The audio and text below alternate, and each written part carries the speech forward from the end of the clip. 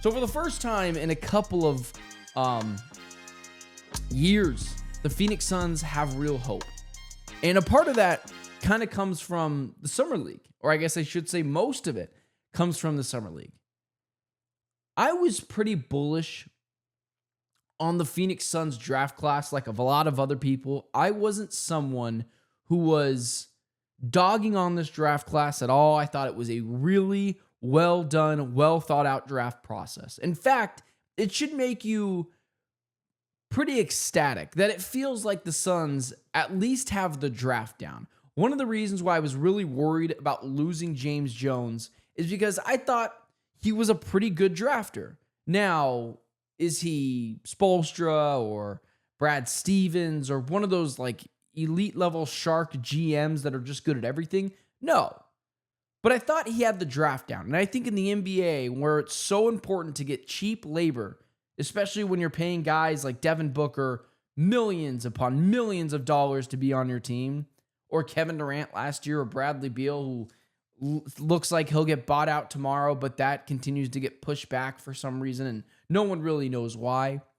The Suns feel like they have the draft down.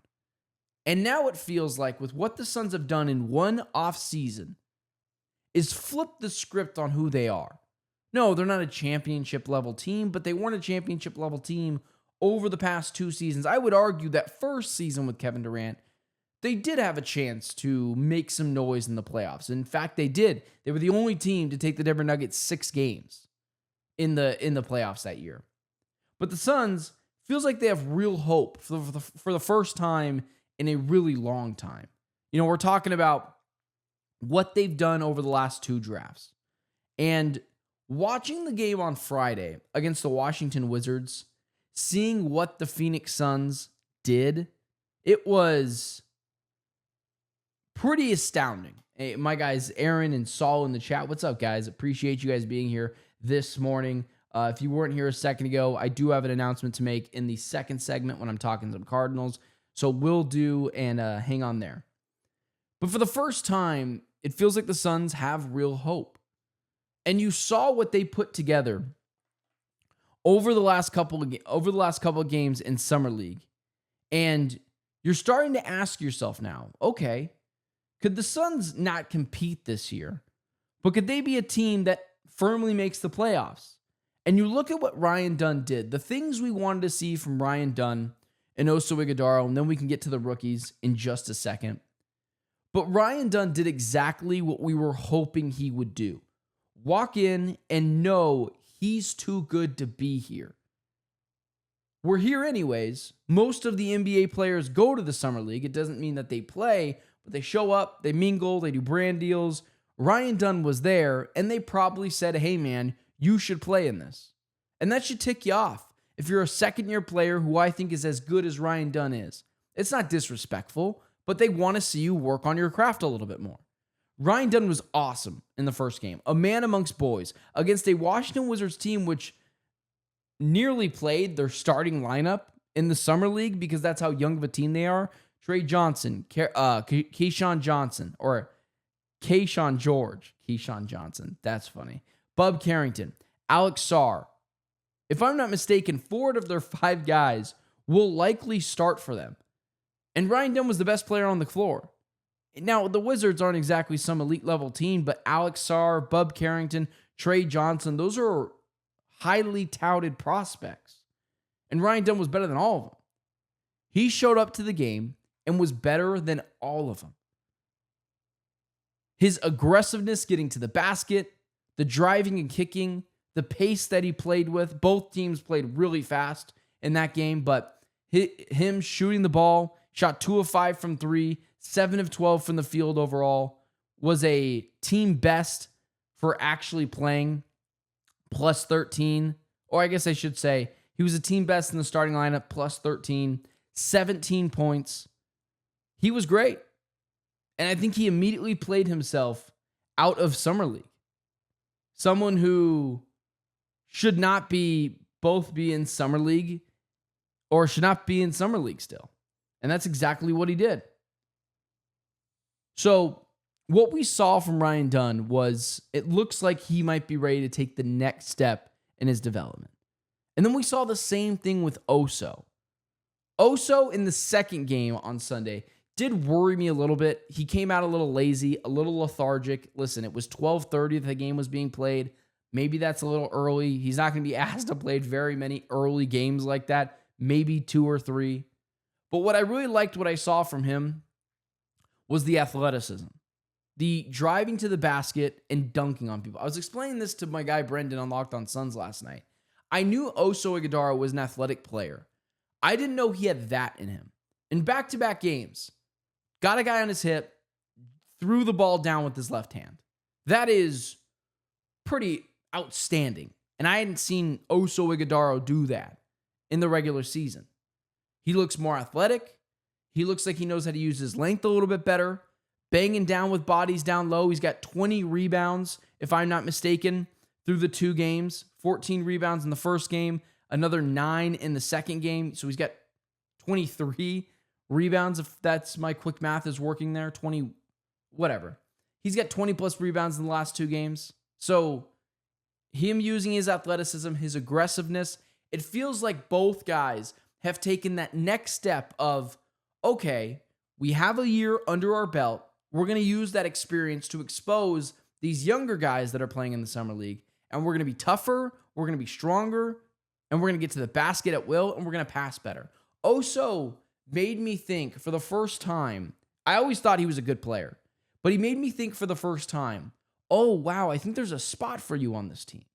Before, I wasn't sure, because you had Malawach, you had Ryan Dunn, you had Fleming, you had Nick Richards, you had Mark Williams. You kind of had enough bigs to settle the 4 and 5 situation. And it was going to be kind of hard for Oso to make that cut, given the fact that he doesn't have a lot of offensive prowess. He's not a very good offensive player, at least scoring the basketball. But him incorporating the push shot, as well as offensive rebounding, dribbling, driving and kicking, finding the open guy, driving to the basket and dunking on someone. Those are all things we need to see from Oso in year 2, and he played like someone who did not want to be cut. Did not want to be traded. He wanted to be a part of this team. And now I'm like, before I was all about, yeah, I would attach Oso to get rid of Beal. Yeah, I would attach Oso to get another player. I would attach Oso to get rid of Grayson Allen. But I don't think I would anymore. I think he has a real spot on this team now. And now I turn to someone like Nick Richards or Ryan Dunn at the 4, and I think, okay, what if I moved Ryan Dunn down to the 3? That's kind of where I'm at now. And then moving over to the rookies. Kaman Malawach is a clear example of who actually watched the game and who didn't. I saw some people get kind of upset about Carter Bryant, who looked really good defensively, not very good offensively. I think what Summer League does is make you think, okay, do I like what the Suns did? Or am I starting to have some regrets? Do I feel better about who the Suns drafted? Or am I starting to have some regrets about who the Suns drafted? That's all really Summer League is. Do the players that you drafted show some flash? And outside of Rasheer Fleming, who we haven't seen yet, but I think's game is too good for the Summer League and is much more based for an NBA style of play, Malawach and Koby Brea have exceeded expectations. Kaman Malawach, for the first quarter of that game, kind of fell asleep a little bit defensively and was kind of just starting to get his feet wet. But him coming in, establishing his presence down low, he did all the things that we expected to see from him out of the draft that he does well. He defended the paint well. He had 2 blocks. I would like to see him rebound the ball more, but what are you supposed to do? They were making the guy shoot a bunch of 3-point jumpers. It wasn't like he was losing rebounds down low. Getting out in transition, dunking the ball. I thought, although the coordination dribbling the basketball wasn't awesome, he still threw the ball between his legs every now and then because that's just what he does. He's a superbly talented guy. And dunking the basketball, aggressiveness, and the most underlying part of Malawach's game, not just the dunking, the defending the paint, the catching lobs, the dribble handoffs. All those things are great with Malawach. Plus, you kind of see the ability for a potential stretch 5 in him. He's very loud defensively. He wants to be a leader. He wants to go the extra mile. That guy loves basketball. That guy cares about basketball. And him doing something that I've never seen DeAndre Ayton do or other Suns bigs do to the extent that he is, he's loud, he's vocal, he lets you know what's going on in the court. He's trying to be a leader on the court while also being coachable. That's the type of player the Suns needed. And then you look at Koby Brea. I don't want to overreact to Koby Brea, but he looked like Devin Booker in the first 2 games of the Summer League. He's not Devin Booker. Devin Booker is probably more athletic. Well, that's not even probably. He's more athletic. He's a better dribbler. He's a better playmaker. He's a better passer.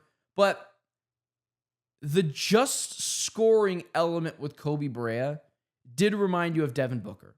Those elbow pull-up jumpers, getting all the way up and releasing the ball at its highest point, looked exactly like Devin Booker. Falling to his left side, shooting it over a defender, draining it, the confidence with the three-point shot. He scores just like Devin Booker. And if you could get someone in the second round, the number 41st overall pick, the standard isn't super high. Can he be a rotational microwave scorer off the bench? Maybe Devin Booker isn't the correct comp. Maybe it's someone like Malik Monk. Comes off the bench, gets you an easy 10 to 12 points while starters are resting. And you're like, that's who we wanted here. The Suns' future feels the most bright that it's felt in the past half decade, probably. In the past 5 years, the Suns' future has never felt more bright than this moment. Ryan Dunn and Oso Ighodaro are taking that next step. Ryan Dunn and Oso are showing their athleticism. They're dominating Summer League. They're showing they are a man amongst boys. They felt like the varsity players who went and played JV for a night because they weren't getting enough playing time in varsity and then just dominating those younger players. Koby Brea and Kaman Malawach are showing supreme promise to where you feel like you might have solved 2 positions, the center position, as well as the come off the bench, microwave scorer, and be a pesky defender potentially.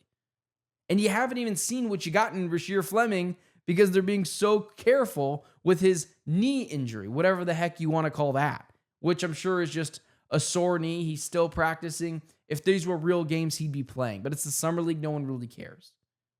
After watching Summer League and seeing what seeing the second year leap that Oso and Dunn are making, and the promise you see in your rookies and Malawach and Brea, it leads you to believe now the Suns aren't contenders. They're not Western Conference Finals contenders. But can they be a sneaky playoff team that gives a higher seed a little scare in the first round? That is what the standard should be. That's what the Suns championship should be this year. And check, check, check. It feels like they're checking all the boxes in Summer League. And that's much better than where we were a month ago.